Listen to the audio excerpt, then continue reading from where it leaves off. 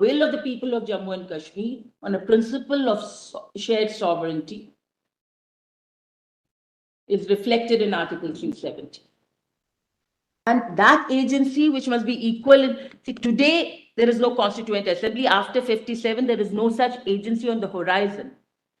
If it has to be contrived, it will either be through political will, as they say, the hour, if I may paraphrase, the hour may produce the means. Else, whether it can be contrived in terms of the existing constitution, I do not think Article 368 will apply. Because the terms of Article 370 is this article and Article 1 will apply. So the limitations are there in the article itself, but whether it applies or not, that's not what has been done. Some thought and sensitivity and democratic stirrings are required to think of an agency which could express this will. But one thing is clear, it cannot be any agency of the center. It cannot be, because a democratic pact is between two power centers of sovereignty. And this is not as though they're setting up their wills against Indian sovereignty. As part of Indian sovereignty, there's a checks and balances system. There's the state and the center. So how can the center exercise the power which has been given to the state? It's, on the face of it, it's absurd. So the constitutional intent is clear. It cannot be any agency of the center.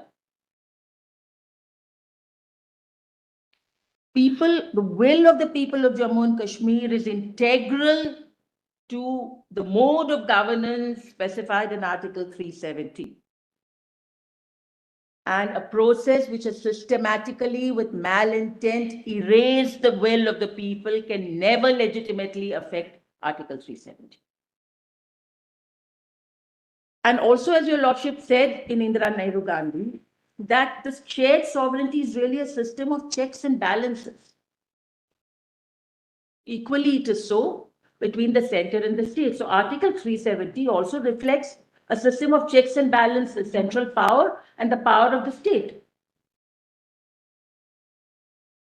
State of Jammu and Kashmir.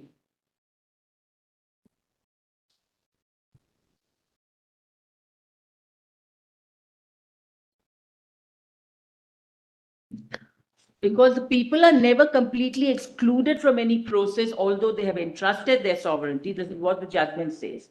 So the checks and balance system is what expresses the political sovereignty so that nobody encroaches.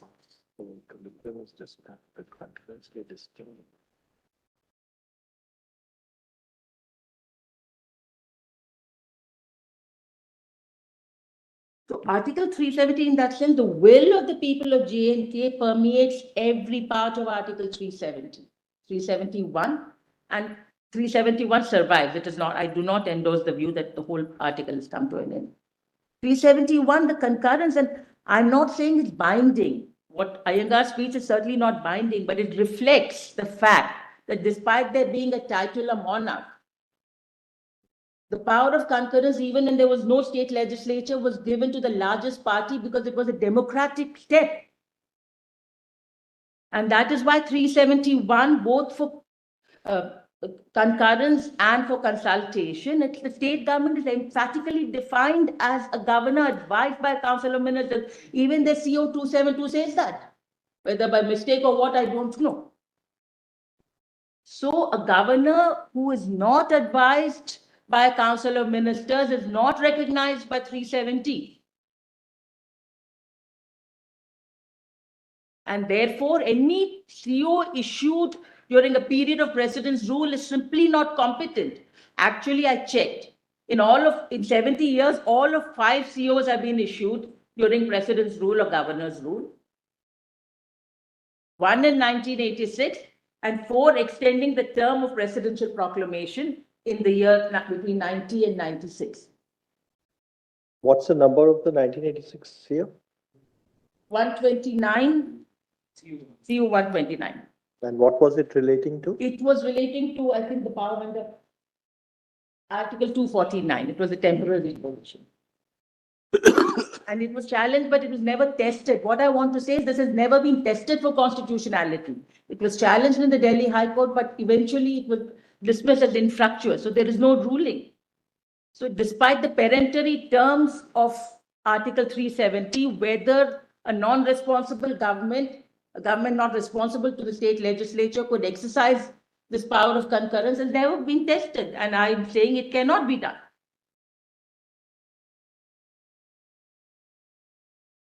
I could hand over the 5 COs instead. And therefore, Article 356, which is not covered by a non-obstantive clause, 370 is. Its special term, its sui generis power to the state government is a power. And it is not a function that can be taken over by the central government.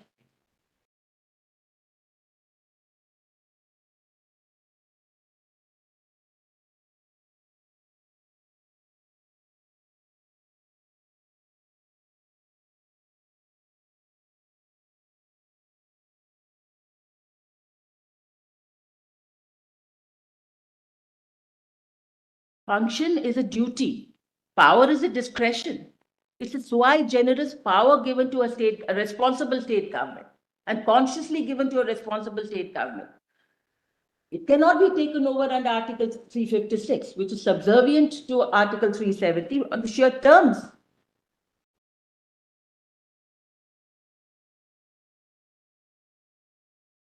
And even a responsible state government's consent will not suffice for changing the terms of the article.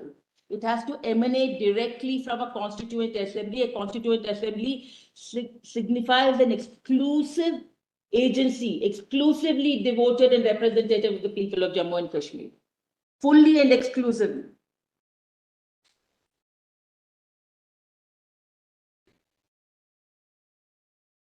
So,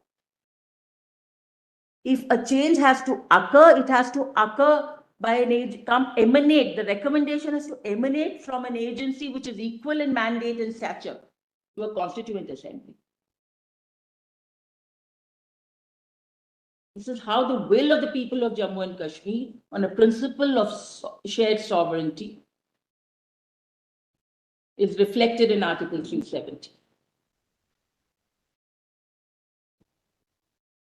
And that agency, which must be equal today, there is no constituent assembly. After 57, there is no such agency on the horizon. If it has to be contrived, it will either be through political will, as they say, the hour, if I may paraphrase, the hour may produce the means. Else, whether it can be contrived in terms of the existing constitution, I do not think Article 368 will apply. Because the terms of Article 370 is this article, and Article 1 will apply. So the limitations are there in the article itself, but whether it applies or not, that's not what has been done. Some thought and sensitivity and democratic stirrings are required to think of an agency which could express this will. But one thing is clear, it cannot be any agency of the centre.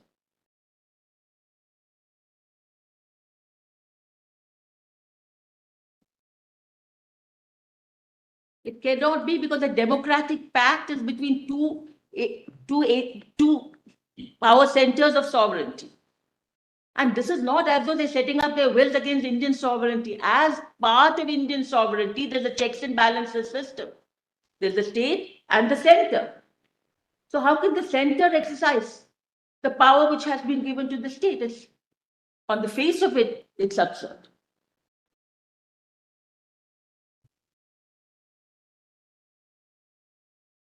So the constitutional intent is clear. It cannot be any agency of the center. The will of the people of Jammu and Kashmir is integral to the mode of governance specified in Article 370.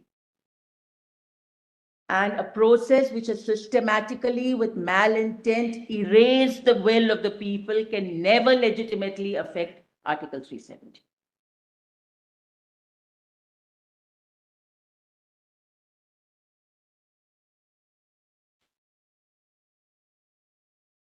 And their will has been systematically erased in this fashion. I'll quickly give the run-up.